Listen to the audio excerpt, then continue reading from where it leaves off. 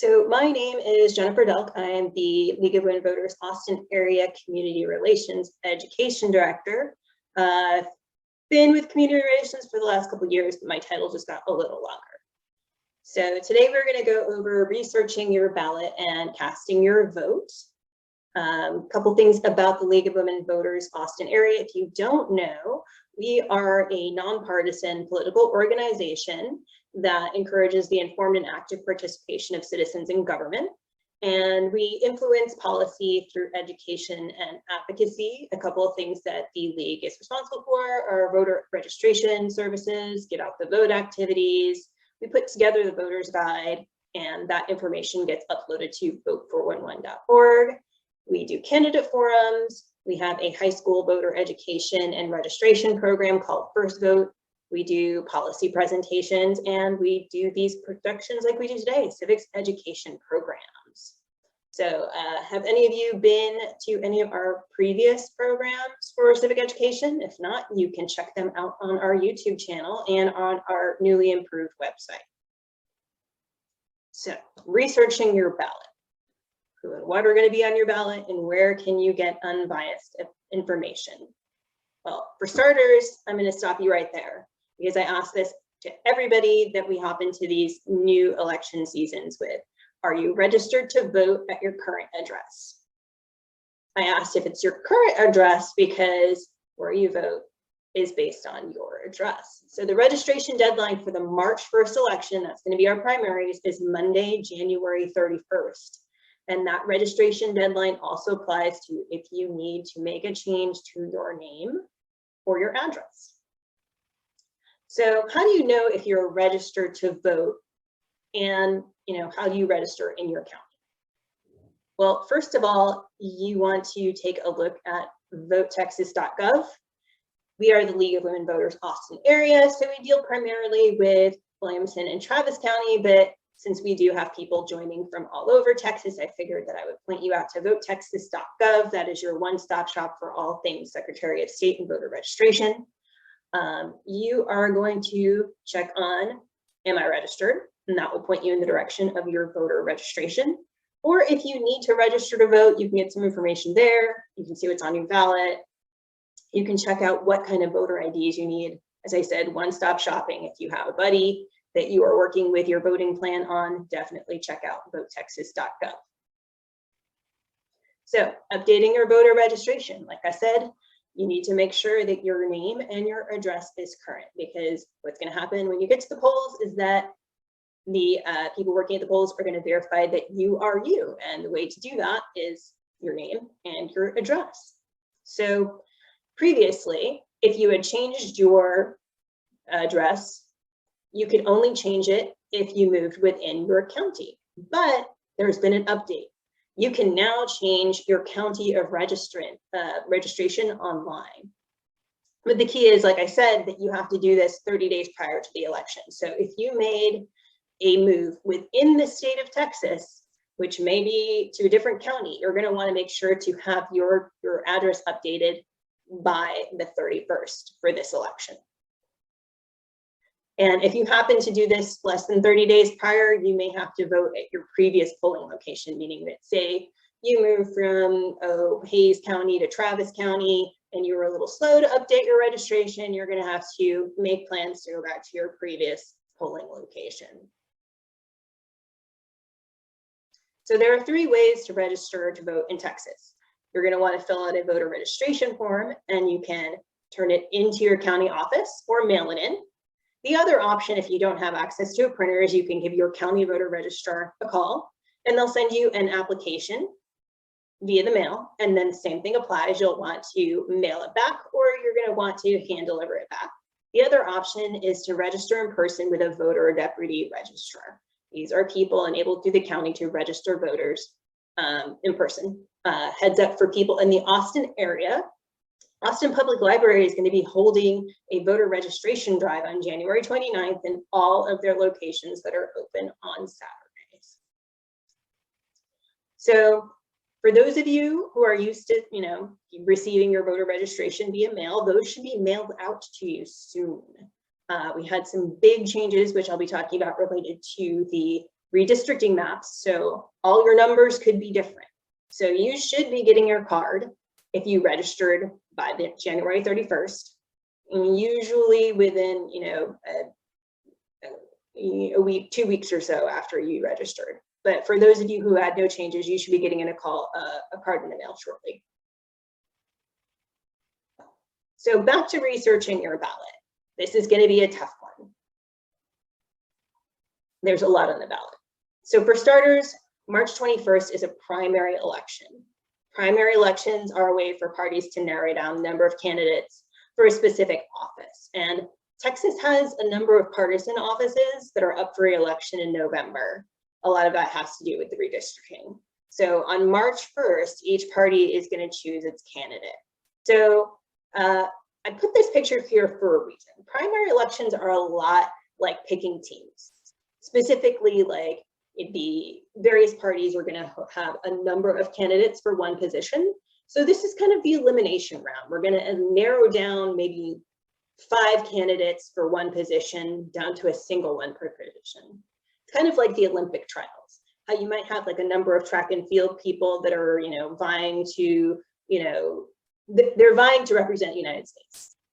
But at the end of the day, maybe only one of them or 2 of them can actually go to the Olympics to represent the United States and then compete in track and field against other countries. Same thing goes for the primary elections.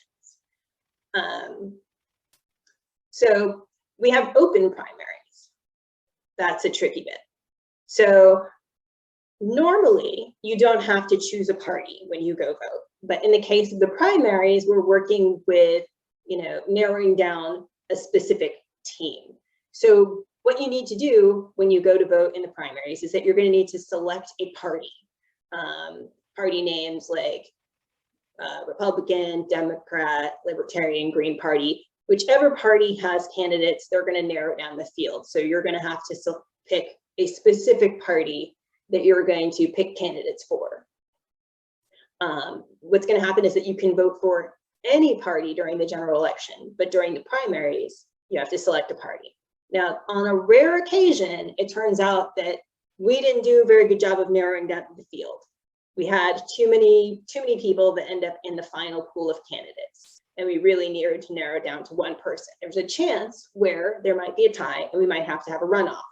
So usually a runoff would pop up sometime in May-ish. So if it turns out we have to have a runoff, you're going to keep that same party that you selected for the primaries in the runoffs. And then in the general election, you don't have to pick a party. You can vote any way you want.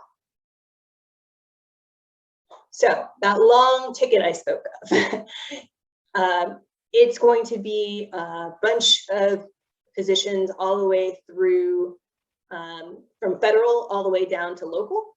So I've kind of broken it down a little better so you can see where these roles fit. We have House of Representatives at federal, we have a bunch of state positions, and then several local positions. So we're going to be talking specifically about what these people do in upcoming talks. We're going to have some specific know the vote talks about things happening at the executive, legislative, and judicial. We decided to break them up that way because there's a lot of judges on the ballot, and we decided that they deserve their own episode of Know the Vote.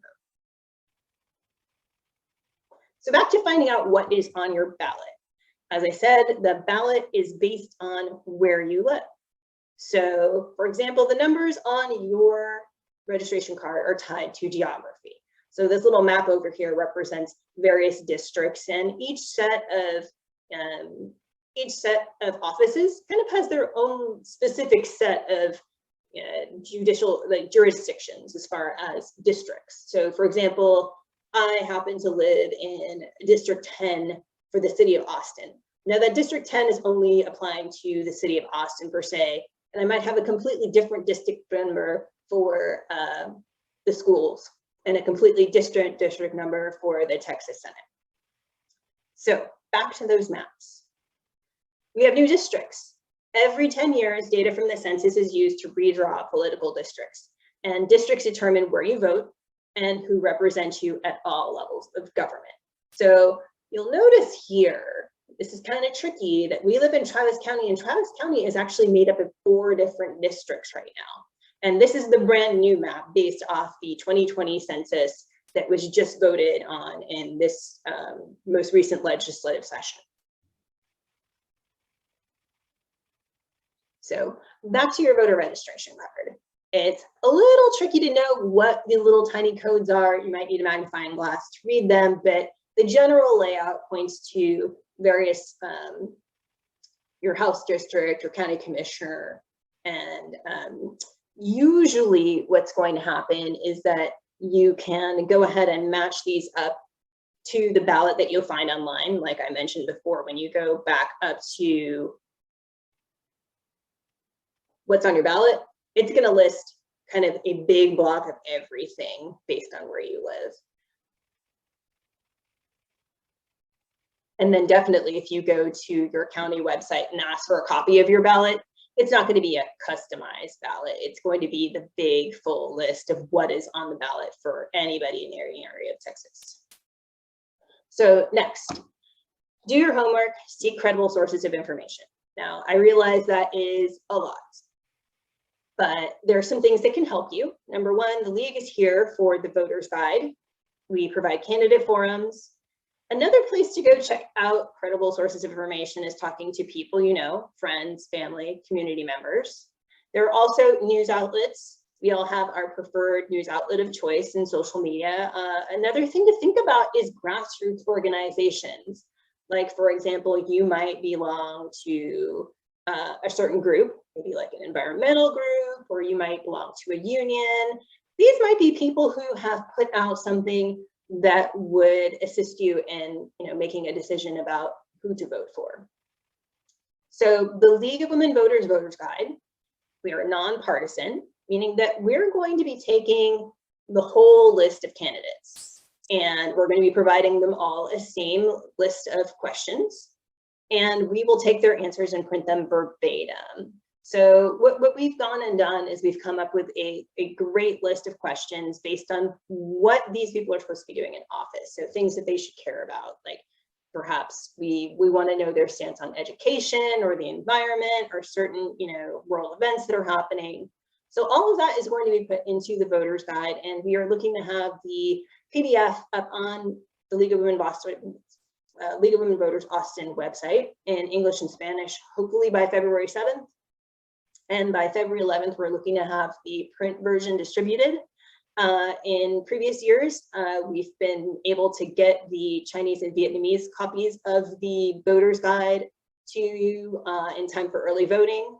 Right now, we are working on getting as much as possible available. It may only be select races for some of them. As far as making it all the way down to the local level, we aren't quite sure if we can do that.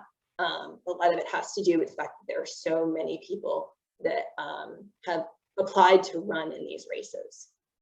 So we're doing the best we can, and hopefully we will get as much translated as possible. But as I said, we are definitely going to have English and Spanish available. So next up, this is my favorite platform to actually do my voters research. Like the print guide, I'm not much of a paper person, an electronic person. So I go to vote411.org. This is where I put in my address, and then I will get a customized ballot, which is great. That means that I don't have to figure out what district I'm in and what county precinct I'm in. It'll just go ahead and put out the same information that's located in the voter's guide. So where the voter's guide layout is like this, the Vote 411 layout is a little bit more, I kind of equate it to shopping for a washer and dryer on Best Buy, where you can kind of go in and click the compare button, and you might be looking at like a Whirlpool and a Jenner and a Samsung, and you can kind of look at each of them and how they look comparatively. So for example, here we've got two different candidates. This is from an old voter's guide, and we're able to see the same exact information about each of them, their background, their education, their website information, and then each question that they answer will be available to you. So that way you can see how the first one answered, how an office is important to the constituents to provide details and plans for improvement. They'll all have the same set of questions. So that way you can take a look at how they answered it and how it, kind of jives with your views. So in addition to the League of Women Voters resources, as I said, you should seek out credible sources of information. So usually if I have time, after I've made it through the voter's guide, I'll make my notes and then I'll start, branching out. I'll start checking out candidate websites and then checking out, what my various nonprofits that I follow on social media are saying about people. Usually, if you are looking for this type of information online, you should use keyword search on endorsements. That's usually the best way to find out, who is for a candidate or against. You'll look up who is endorsing them. So the next thing is that this is a super long ballot, as I like to call it, the CVS receipt of ballots. You are not allowed to use your phone in the voting booth. So you're going to have to put this on paper.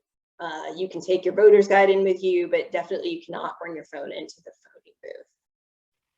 So I'm going to pause right now for some Q&A. If you guys have any questions about what we've covered so far, if anybody has any questions, or if you have any suggestions on great spots to find more information about candidates.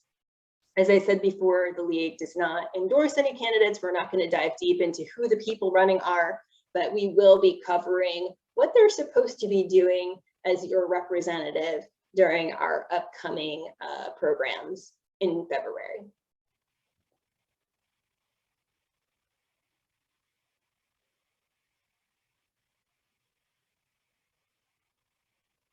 See, I have a feeling that many of you are waiting to find out about some of the other new voting laws.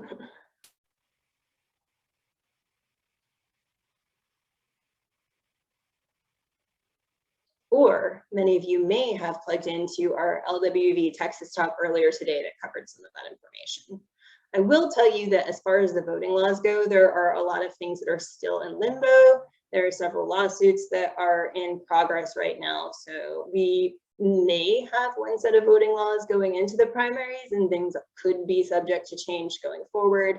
Definitely keep an eye on the League of Women Voters Texas, League of Women Voters Austin area websites for any changes that are coming up and how they might affect you. So with that, I guess with no questions, I will move into casting your vote. These are some big things we're going to cover as far as, oh wait, we have another question. Debbie, if we moved into another county, are we now able to use the state website to register in another county? The answer is yes. You can go ahead and go back to that Vote Texas website, and you can change your address and move it to another county. The key is that you're going to want to make that happen by January 31st in order to meet the deadline to get your new voter registration card and make sure that everything is all set in time for early voting. If you don't happen to get that change corrected by the time if you don't make the change prior to the 31st, there's a chance you may have to vote in your old county. So like I said, if you move from Hayes to Travis, you need to change your voter registration to Travis. It doesn't happen until February 4th. You will likely have to go vote in Hayes because the county transfer won't have taken effect. So back to what ID do you need? That hasn't much changed. Most of the changes have occurred based on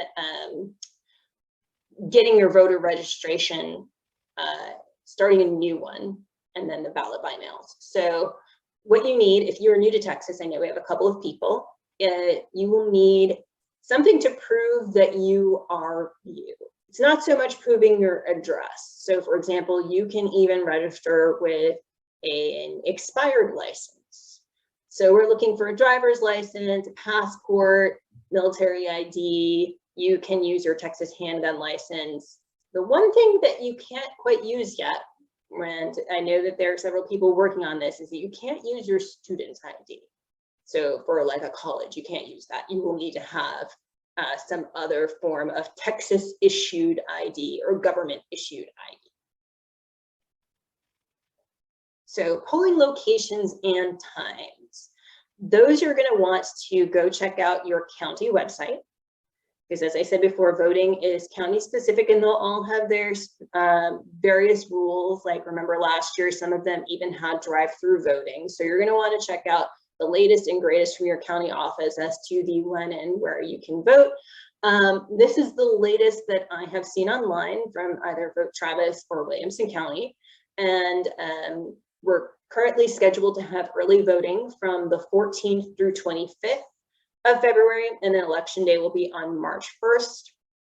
Typically, you're able to vote from 7 a.m. to 7 p.m. And the rule is, regardless of when closing time is, if you are in line prior to the closing of the polls, you are still allowed to vote. So voting on election day, we'll cover some other things related to voting, but we're going to start with election day. For those of you who are new to Texas, we have new fancy electronic voting machines. So you're going to want to check in, and then you will get a copy of your ballot card. And the card is something that you're going to scan and feed into the machine. It'll give you the option to go ahead and select your candidates or your ballot measures. And then you're going to want to verify that and drop your ballot into the scanner. And if you need assistance, you can always go ahead and ask them at the polls if you're not quite sure what to do next. But the machines are fairly straightforward, and there's a couple of demos online that you can check out if you want to know ahead. So as far as COVID safety and special accommodations, currently there isn't anything requiring anything specific about COVID safety. So we just say that you guys should just make precautions as far as your comfort level. They will be providing hand sanitizer, finger coverings, plexiglass screens, and trying to enforce distancing. Something else that's available to you, which has actually been available for a while, is curbside voting for voters who are physically unable to get inside the polling place. Other special accommodations that are made at the polls are for those with disabilities, language barriers, audio capabilities, wheelchair accessibility. There is a Spanish option, and you can also get private assistance. So voter assistance, a lot of the voter assistance related information is actually placed under disability. If you happen to be looking on votetexas.gov and you aren't quite sure where to find this information, look under the disability rights. So as far as being assisted at the polls, you can be assisted by either one person of your choice that is not your agent, your employer, an agent or an officer that you work with, or your union. And then you can also have two election workers work with you on election day or one during early voting. So the key here is that you can have somebody of your choice, but it can't be somebody who you're employed by. So as far as voter assistance goes, whoever is assisting you is going to have to take an oath that they won't try and influence your vote. That is the key reason why they have to sign an oath, and also why you can't have your employer help you. These persons will also, these people are also allowed to help you communicate if necessary. So for example, if you cannot speak English, you need translation help. In addition to helping you at the voting booth, they can also help you communicate with the election officials. Now, one caveat is if you choose to get assistance from an election official, a poll watcher may observe the voting process.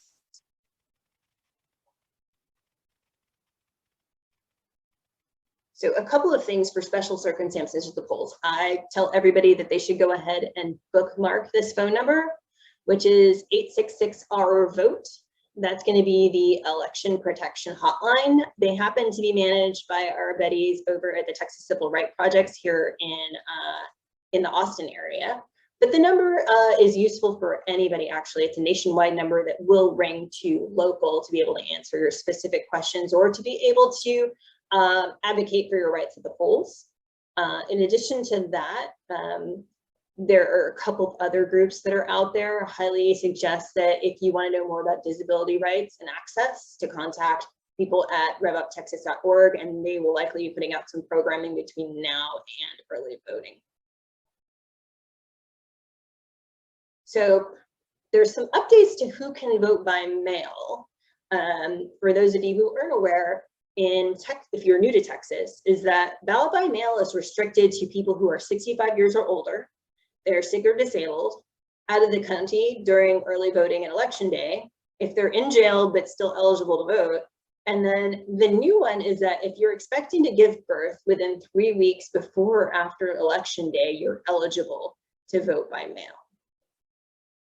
So a couple of things about vote by mail is that you need to return your application by the 18th, and that when you officially get your ballot, that needs to be postmarked by election day. And so you're going to want to bookmark your Travis County and Williamson County offices. Your county office is going to be the best to assist you with either of these matters, in either how to get your ballot by mail or how to turn it in. Another thing about ballot by mail in Texas is that the forms have changed. If you happen to have like a downloaded copy, or you saved a copy and you just want to, you're like, oh, I need to turn this in, you're going to want to get the latest and greatest copy, because there have been some changes to the form. Specifically, the updated application requires ID numbers that you're going to have to put in your driver's license, or you're going to have to put in your social. These are things that they're going to use to validate that you are you.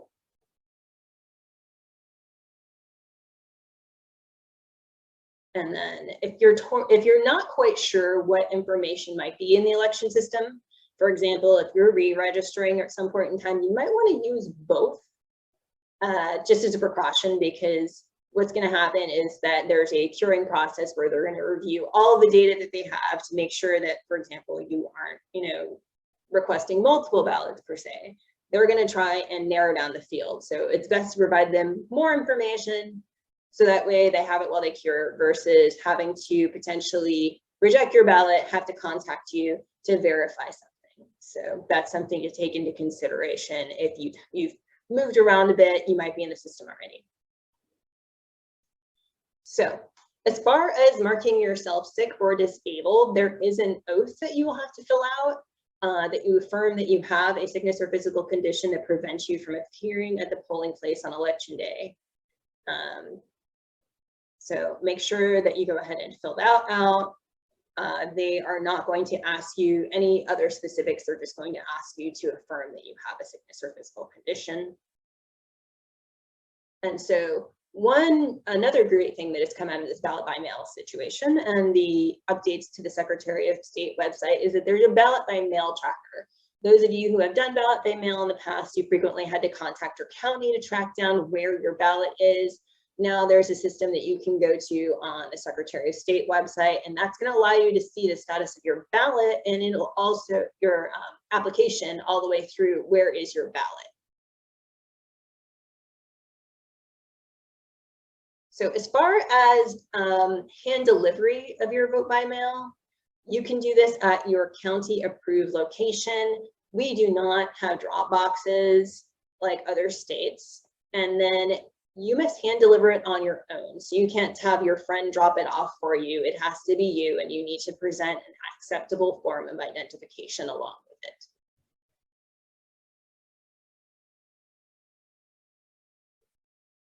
So does anybody have any questions about getting your vote by mail ballot before we move into the what do you do once you actually get your ballot? Process is still fairly similar. There's just like a couple of subtle nuances as to new things on the form, a couple of things to double check. And there's also, when you fill out your vote by mail application, you're going to want to make sure there's some information or request on the envelope. And there are a couple extra things. If you are filling out the form for somebody else, just be super sure that you fill out all of the fields that you need to fill in if you're assisting somebody with the application. So vote by mail, absentee voting, if you happen to lose your ballot, you don't get your ballot in time, and you're in a panic and you still want to vote, you can still vote. You're going to want to go ahead and find your nearest polling location and let the poll worker know that you didn't receive your ballot, and then they will cancel your ballot. So that's one option. The other option is that you can bring your ballot in. If you decided that you don't want to go ahead and send it in, you can vote in person as well. And you're going to want to bring that ballot with you. Your best option is to have a ballot to turn in, because if you don't have a ballot to surrender, there's an off chance that you might have to vote provisionally, meaning that you may not get to vote on your full ballot. So as I mentioned before, you want to use your ballot tracker to your best advantage to know what your options are. Don't wait till the last minute till, you know, get something resolved with your county office. So that is the end of casting your vote. Did anybody have any questions? As I said, there are several things that are a little bit up in the air as far as some of the voting laws.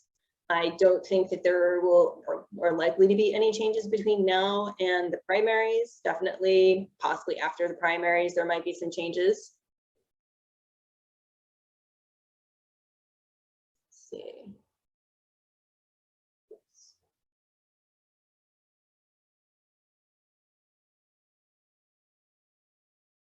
So the last thing that I'm going to ask you is, what is your voting plan? I've thrown a lot at you today, but at the end of it, you're going to want to make your voting plan, come up with a plan on when you're going to vote, where you're going to vote, who you're voting for, and what you should need to bring with you. You kind of like a wallet keystone. You're going to want to have like your ID ready to go. You don't necessarily need to be in your voter card, but it's helpful to have if there are any questions about if you're voting in the right spot. Highly advise you to vote early. Early voting, once again, is usually there are more locations to vote at. So definitely try and go early. Take advantage of your county websites. Those will tell you when they're open, and sometimes they'll tell you the wait time. I know both Travis and Williamson County will let you know your wait time at your polls.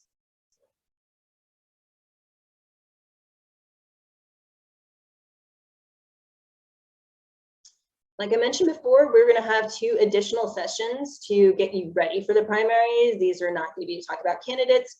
We're going to be talking about the actual positions that these people are, wanting to run for. So we'll be going over the executive legislative branches February 1st, and then the judicial branch on Tuesday, February 8th. Because at the end of the day, we just want you to make an informed decision about who represents you.